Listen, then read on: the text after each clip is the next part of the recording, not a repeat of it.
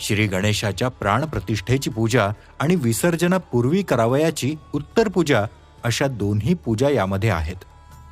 ही पूजा गुरुजींनी पूर्व रेकॉर्ड केली असून यामध्ये मंत्रोच्चारांसोबतच पूजा कशी करावी याबाबत सूचना देण्यात आल्या आहेत. तसेच श्री गणेशाची आरती आणि मंत्रपुष्पांजली देखील यामध्ये सांगण्यात आली आहे. आता प्रथम गणपती बाप्पाची मूर्ती पश्चिमेकडे तोंड करून ठेवावी, म्हणजे आपले तोंड पूजा करताना आपोआप पूर्वेकडे होईल. गणपतीच्या पाटाखाली आपापल्या प्रथेप्रमाणे रांगोळी किंवा तांदूळ घालावे. आपल्या घरी जागा कमी असल्यास दक्षिण दिशा वर्जित करून मूर्ती ठेवावी. नंतर मूर्तीसमोर पाटावर आसनस्थ व्हावे.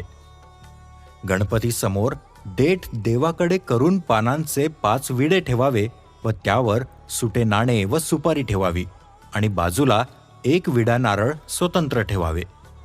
त्या 5 विड्यांच्या बाजूला एका तबकामध्ये 5 फळे ठेवावी. पार्थिव सिद्धिविनायक महागणपतीच्या दोन्ही बाजूला 2 समया व त्यापुढे 2 तुपाची निरांजने लावून ठेवावी आणि त्यापुढे उदबत्ती लावून ठेवावी. विडे ठेवलेल्या पुढच्या बाजूस नैवेद्य, पंचामृत, गूळ, खोबरे ठेवावे. पूजेच्या तबकामध्ये गंध, अक्षता, हळद, कुंकू, बुक्का, शेंदूर, कापसाची वस्त्रे, जानवे, अत्तर, सुवासिक फुले व वेगवेगळ्या रंगांची फुले ठेवावी. गणपतीच्या उजव्या बाजूला घंटा व डाव्या बाजूला शंख ठेवावा आणि शंखात पाणी घालावे.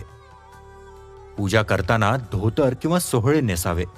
खांद्यावर उपरणे घ्यावे आणि हात पुसण्यासाठी एक वस्त्र, रुमाल किंवा नॅपकिन घ्यावे.